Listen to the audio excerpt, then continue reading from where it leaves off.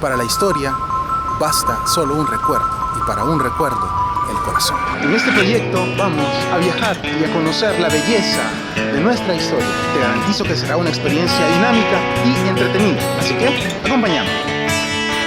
Este año se cumplen 28 años de la firma de los acuerdos de paz. Por eso estamos en un lugar muy especial, sumamente importante para la historia del conflicto armado, y es el Monumento a la Memoria y la Verdad. El Monumento a la Memoria y la Verdad fue inaugurado el 6 de diciembre de 2003 y en su primera etapa recogió más de 25,000 nombres de víctimas civiles del conflicto armado. Este monumento es sumamente interesante, es importante para la historia y para la memoria. Esto que tenemos a nuestras espaldas son los nombres de las víctimas civiles, y la idea de grabarlas una por una, ahí se pueden ver, es representar la cantidad de víctimas civiles de desapariciones forzadas.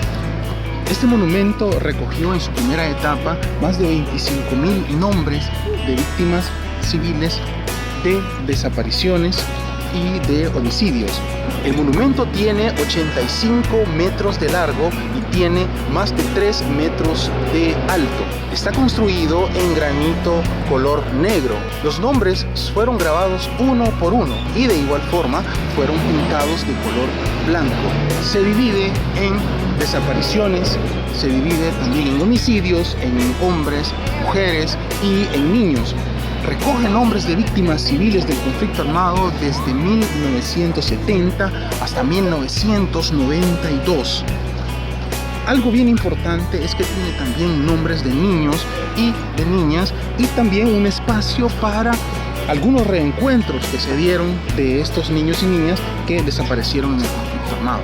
El monumento fue construido en distintas fases. La primera fase se terminó en el año 2003. Luego de eso, en el año 2008, se inauguró otra fase en la cual se sumaron más de 3,000 nombres de víctimas civiles que se recopilaron y se sumaron a las ya más de 25,000 que ya existían. En 2009 se inauguró otra nueva fase del monumento que se dedicó a las víctimas civiles anónimas. Y es importante mencionar que el Monumento a la Memoria y la Verdad se encuentra dentro del Parque Cuscatlán. El Parque Cuscatlán es un espacio de suma importancia para San Salvador, puesto que es un lugar que también guarda su propia historia. Lo podemos encontrar en la parte nororiente del Parque Cuscatlán. Justo a la par del Monumento a la Memoria y la Verdad encontramos otra parte importante de este complejo, y es el mural llamado A la Memoria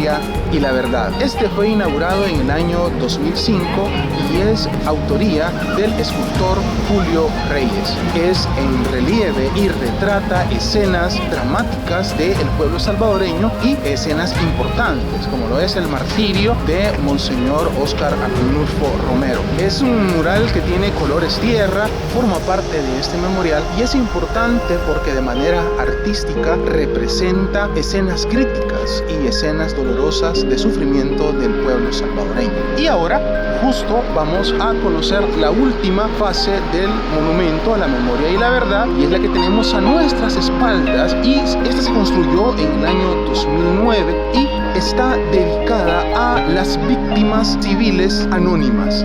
Esto es de suma importancia porque se trató de hacer un homenaje a aquellas víctimas civiles de quienes no se tiene registro de sus nombres, o sea, las víctimas anónimas que nunca se conocerán cuántas fueron.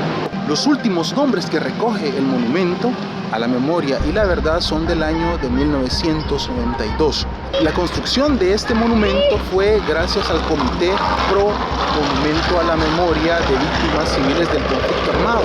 La presidenta de este comité es nada más y nada menos que la doctora María Julia Hernández, la fundadora de Tutela Legal del Arzobispado y quien fue una de las personas que trabajó más de cerca con Monseñor Romero.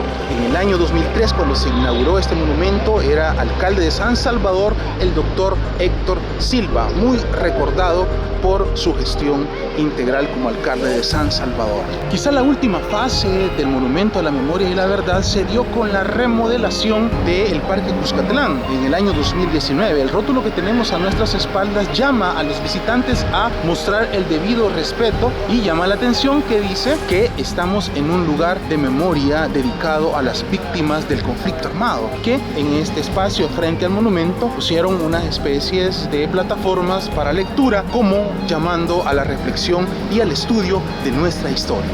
¿Cuál es la importancia del Monumento a la Memoria y la Verdad? Es de mencionar que la idea de construir un monumento dedicado a las víctimas del conflicto armado surgió desde la Comisión de la Verdad. La Comisión de la Verdad fue formada después de la firma de los acuerdos en 1992 y es precisamente ahí, en ese informe de esa alta comisión nombrada por la Organización de las Naciones Unidas, donde se hacía la recomendación que para dignificar a las víctimas del conflicto armado había que hacerles un monumento que les reconociera de manera pública su martirio, o digamos, esta situación tan dramática de tantas personas que murieron en el conflicto. Ahí es donde surge la idea de hacer este monumento. También es importante mencionar que el monumento fue construido gracias a gestiones de organizaciones sin fines de lucro y organismos humanitarios internacionales, y que las autoridades o los gobiernos no se interesaron por hacer este tipo de monumentos. Entonces, la riqueza y la importancia del monumento radica en el reconocimiento público a las decenas de miles de víctimas inocentes del conflicto armado salvadoreño. También algo interesante que podemos mencionar, que cada 2 de noviembre, que ustedes saben que el 2 de noviembre es la fecha donde se recuerda a los difuntos, el 2 de noviembre se congregan aquí, en este lugar, en este monumento, en el Parque Cuscatlán, y frente al monumento se congregan los familiares de las víctimas, de algunas de las víctimas, de quienes no saben a dónde están enterradas, no están en un camposanto y no pueden ir y dejarles una ofrenda floral, de manera que ellos vienen acá porque aquí está el nombre y aquí recuerdan a sus seres queridos. En ese sentido, el monumento se convierte como parte de esa reparación psicológica y moral a los familiares de las víctimas. Terminamos así la visita al Monumento a la Memoria y la Verdad. Nos movemos hacia otro lugar importante de San Salvador. Así que bueno, quedamos hasta aquí y nos vamos.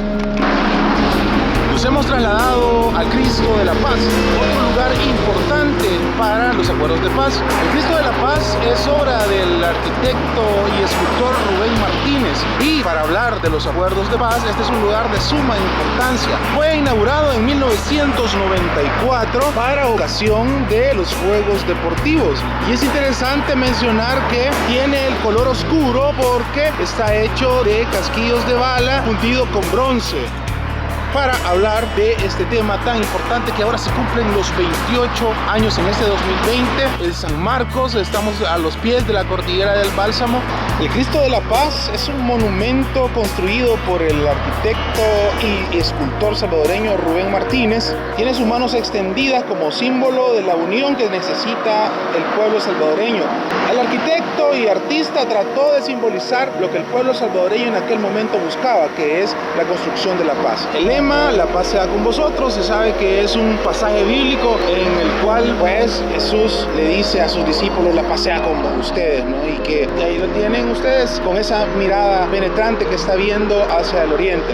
Y aprovechando que estamos en el Cristo de la Paz, vamos a hablar un poco del proceso de diálogo que llevó a los acuerdos de paz. Fueron aproximadamente 11 rondas de diálogo que comenzaron en 1984 y que terminaron en 1992. De esas 11 rondas de diálogo entre las partes en conflicto, en este caso la guerrilla del FMLN y la Fuerza Armada y el gobierno salvadoreño, podemos mencionar 4 diálogos a nivel nacional, diálogos previos a los acuerdos de paz. Fueron 4 diálogos que se dieron, uno en La Palma, en Sesori, otro en Ayagualo y otro que se dio en la Nunciatura Apostólica aquí en San Salvador. Además de esos 4 diálogos previos, tenemos 7 rondas de diálogos oficiales establecidas ya por las Naciones Unidas en distintas ciudades del mundo, entre ellas Ginebra, Caracas, San José, Nueva York y por supuesto la Ciudad de México, que se dio en 1992 y es donde finalizaron propiamente los acuerdos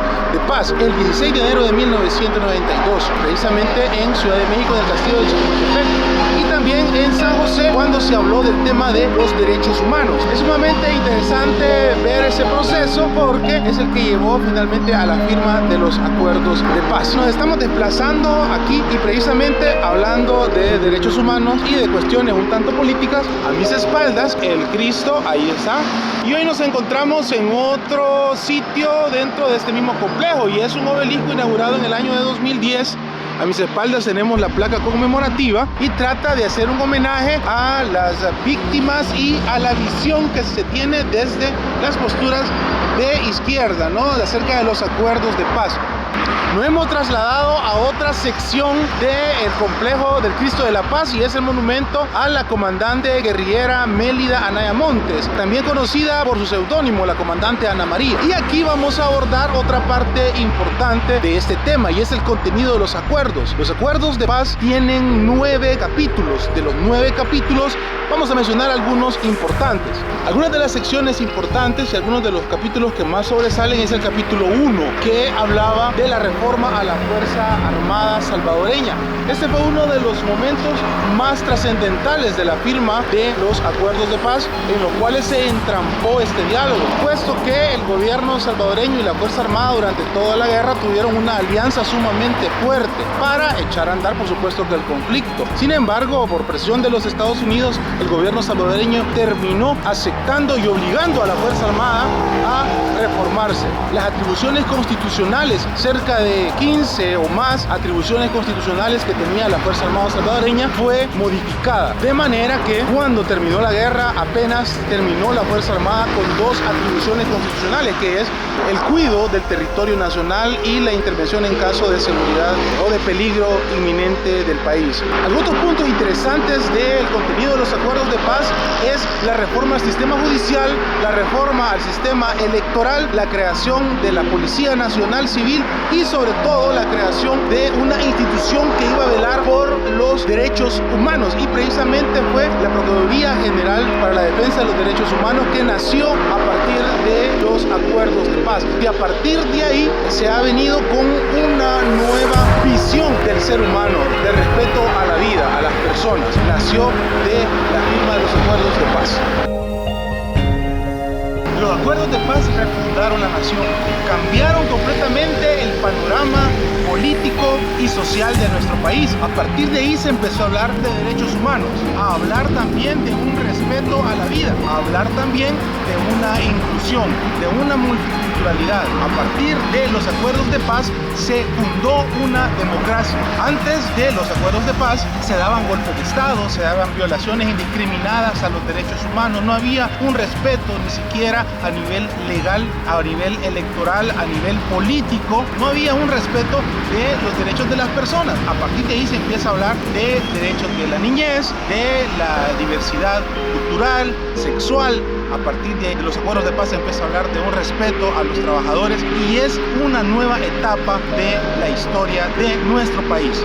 Bueno, y si sentís que aprendiste algo, si te gustó, bueno, pues suscríbete, por acá está el botoncito, dale me gusta y sobre todo comenta. Si querés que abordemos otro tema de historia, de arte, de cultura popular, tradiciones, de costumbres, de la pupusa, si querés, pues lo vamos a abordar. Lo que se te ocurra, poné ahí tu comentario, lo que pensés, y si querés que abordemos alguna temática en específico, también podés ponerlo. Entonces nos quedamos hasta aquí y recordá, para la historia se necesita tan solo un recuerdo, y para el recuerdo, el corazón.